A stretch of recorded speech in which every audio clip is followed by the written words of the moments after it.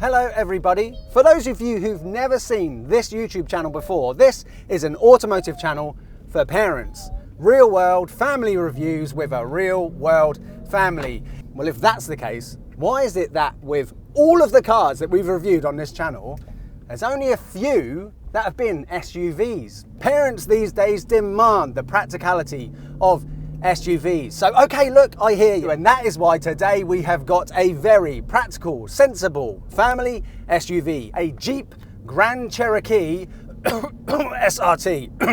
But how much does it cost to run one of these things? What is this actually like to drive? What will my children think of it? And could this finally be an SUV that even I would want to own? Let's find out. My name's Ben. Welcome to Dadcars.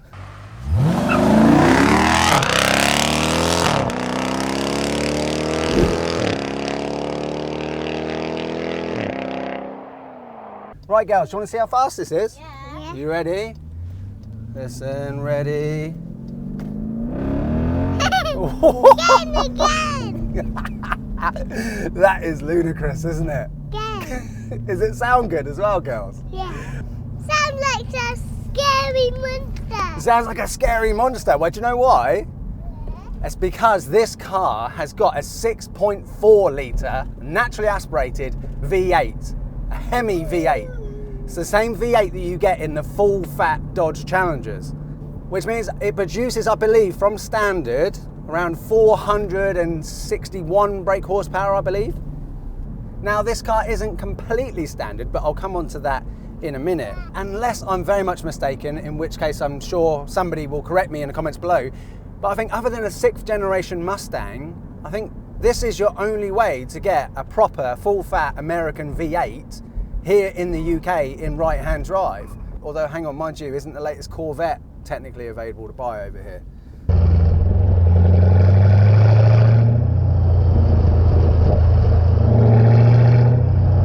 So at the moment I've got it in custom, this is how this car's owner likes it. Right, girl, do you want to see how fast it is? Yeah. You ready, yeah? Heads back, 30 miles an hour, national speed limit.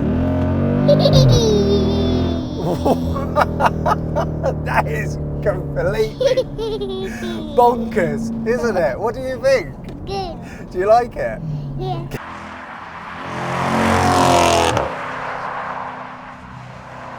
Is it a bit louder than Mummy's SUV? Because Mummy has she's got a diesel X5, hasn't she? Which Yeah. sounds like an old tractor, whereas this Yeah. sounds like a proper muscle car, doesn't it?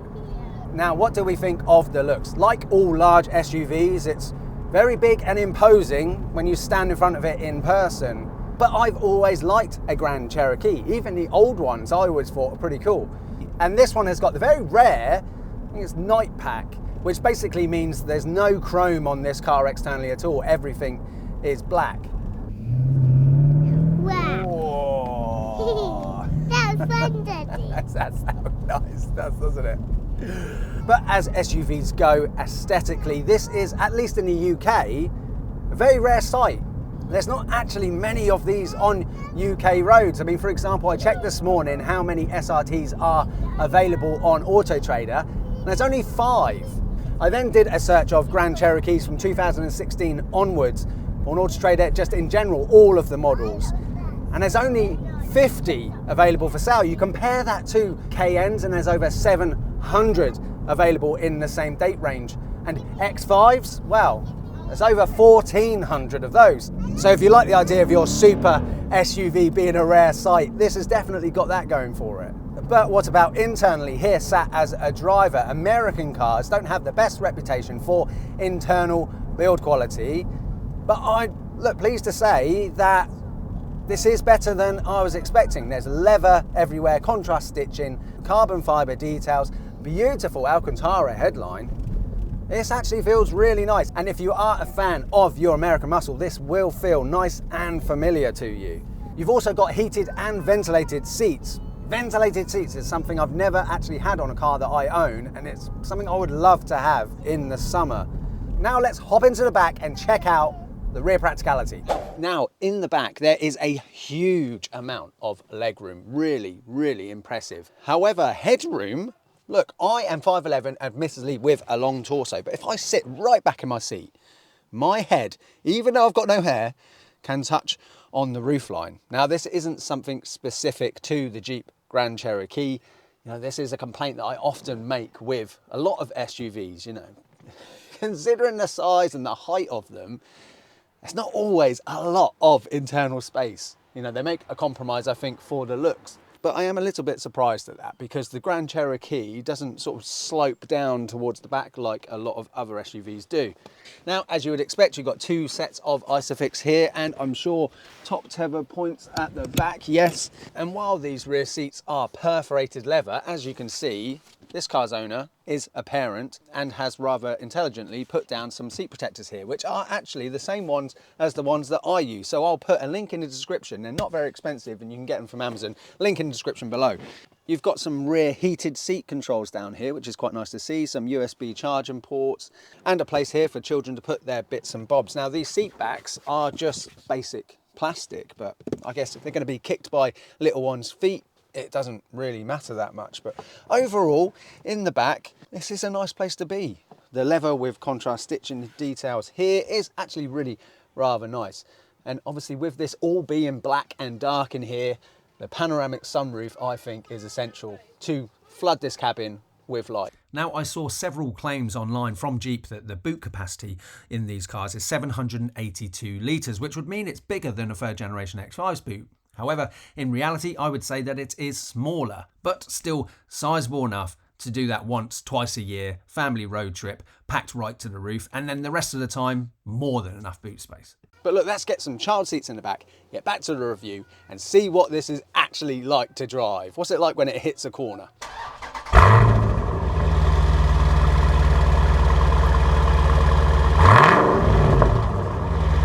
So all in all, things are looking pretty good. I'm always pretty harsh on SUVs when it comes to practicality, just because I think for the size and weight of them, you know, you should have high expectations, and often a lot of SUVs fall short of it.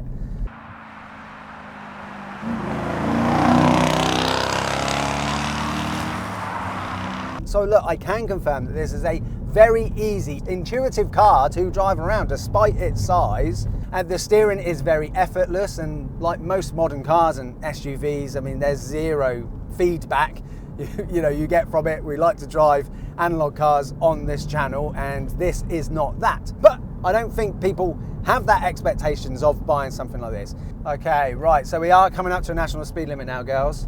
And I think your sister's just fallen asleep, hasn't she? Right, are you ready? 3, 2, 1.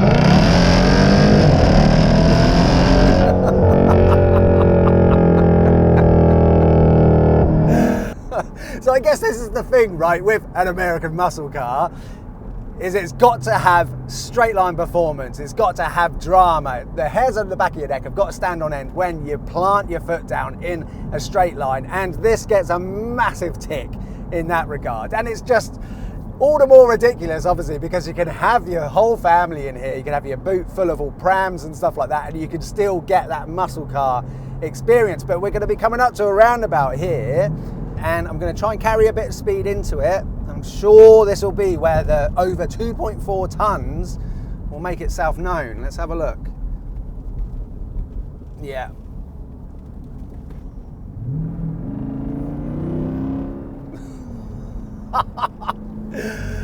But yeah, so look, you can really feel the weight of it.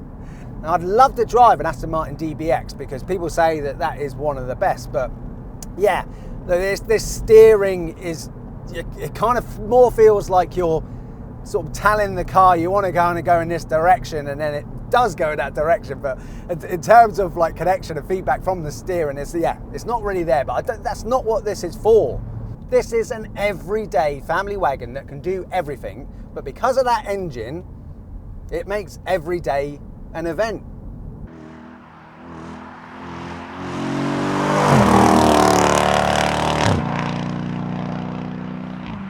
Okay, so that all sounds great, but come on, Ben. 6.4 litre V8, over 2.4 tons. This has got to be ruinous when it comes to running costs. And yes, the road tax, as you would expect, is basically £700 at the time of recording. It'll probably go up again in a few more years. What about servicing costs? Well, handily, this car's owner has recently had the big service done on it where they change all the fluids and everything as well. And it was £850, but that's only once every 50, 60,000 miles or every 5 years. You know, a normal service will cost you about £200, which to me, why did that? I thought, that was weird. It just told me to brake because there was a car parked on the side of the road. That is really bizarre. I didn't like that. I'm not a massive fan of those types of driver assist aids because, I mean, that took my attention away from what's actually going on there. But miles per gallon, come on, that has got to be dreadful. Well, apparently on a run, it's possible to get 30 miles per gallon out of this. In reality, with mixed driving, it's more than likely going to average more around 19, 20 miles per gallon. And when me and the car's owner were doing the drive-bys earlier on, I think he was getting about 4 miles per gallon. But 20 miles per gallon on average doesn't seem too bad when you consider my wife's 30D X5 averages 30 miles per gallon. Oh, an interesting thing about this car, if I put it into auto mode, it has a cylinder shutdown mode for the engine. So it can shut off some of the cylinders and make it more fuel efficient. But apparently, people say that that's not actually very good for this engine. So this car's owner and many owners of these, they actually never use that mode because apparently it's not very good for the engine. Got a wonderful big reversing camera screen there. This has got the fancy pants stereo system in it as well, which I listened to it with Damien earlier on and it's fantastic. Sweetie, can you hear when you lift off the accelerator? Can you hear like all the pops and burbles coming from the back of this car?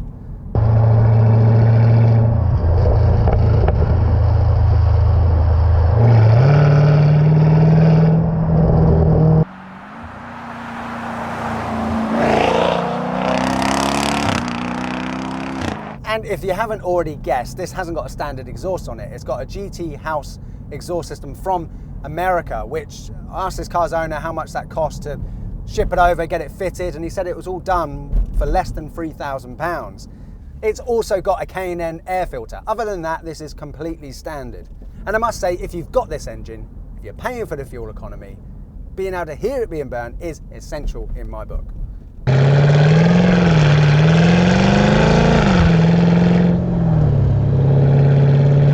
You are never getting stuck at a roundabout in this bad boy. So look, I think it's summary time. Is this an SUV that I would own? What do I think? Well, subscribers of the channel will know that I think that in most instances, SUVs are a bit useless. People buy them when they don't really actually need them. But in actual fact, this car is unapologetically ridiculous. You know, you can't really make a case for this car with a straight face. And I think that's part of its brilliance and why I think, yeah, look, if you're going to go ridiculous, you're going to have a huge, massive, big SUV to use on the school run, go and pick up your shopping and things like that. Well, why not? Why not have a V8 under the bonnet as well? Go the whole hog.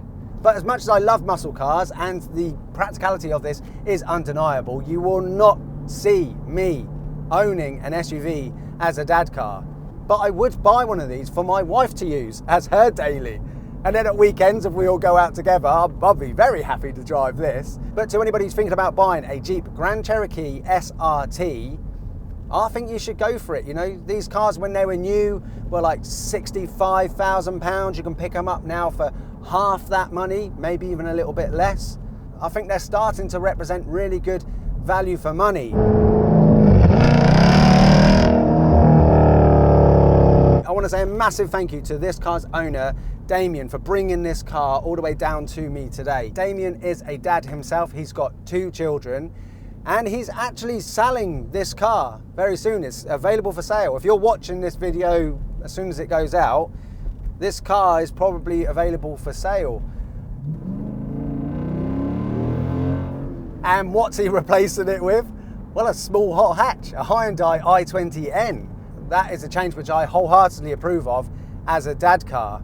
Oh, and fun fact as well, Damien told me that he managed to do a 350-mile trip from his house to Disneyland Paris with his family in this car, and the SRT did it on 1 tank. How cool is that? Sweetie, do you know when you were a baby, Mummy and Daddy drove across Canada with you, didn't we? Do you know what we drove across Canada in? A Jeep Wrangler. So the last time you were in a Jeep, you were 6 months old, driving across Canada. Yeah.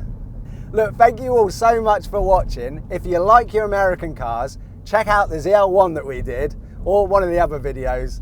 Subscribe to the channel if you haven't already, and I'll see you soon. Bye bye.